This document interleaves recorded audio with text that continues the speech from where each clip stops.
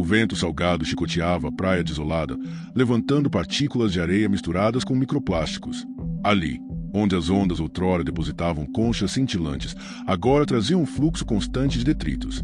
Foi nesse cenário sombrio que Kai, um Atlante de pele azulada e olhos da cor do mar profundo, encontrou-se com uma figura de semblante sereno e olhar compassivo, Jesus Cristo.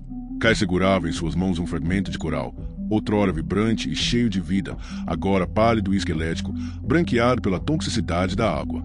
Jesus observou o pedaço de coral com tristeza, seu olhar percorrendo a vasta extensão do oceano, outrora um lar próspero, agora visivelmente doente.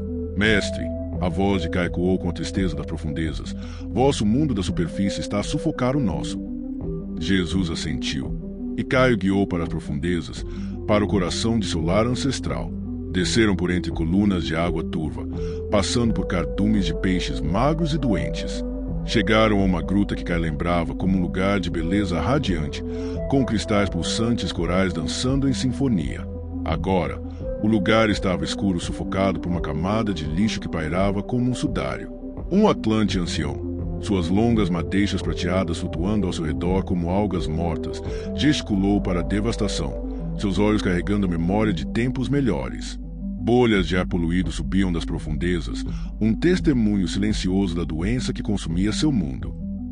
Mais adiante, perto dos restos enferrujados de um navio afundado, que agora servia de lar para apenas algumas criaturas marinhas debilitadas, encontraram Lyra, uma jovem Atlante com escamas iridescentes que outrora brilhavam como pérolas.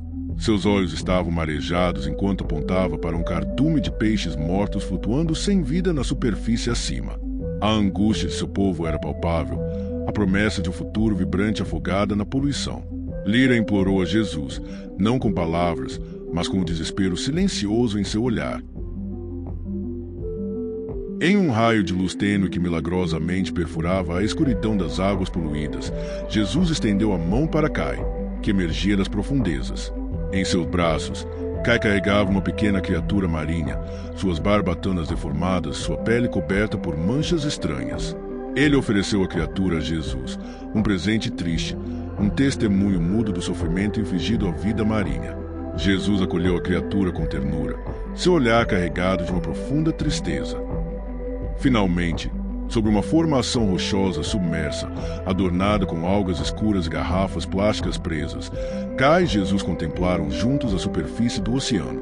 Manchas de óleo iridescente quebravam o reflexo do céu, criando um padrão nauseante.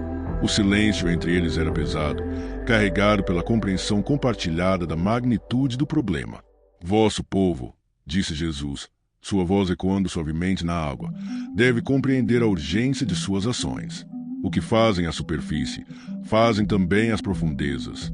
A saúde do oceano é a saúde do planeta.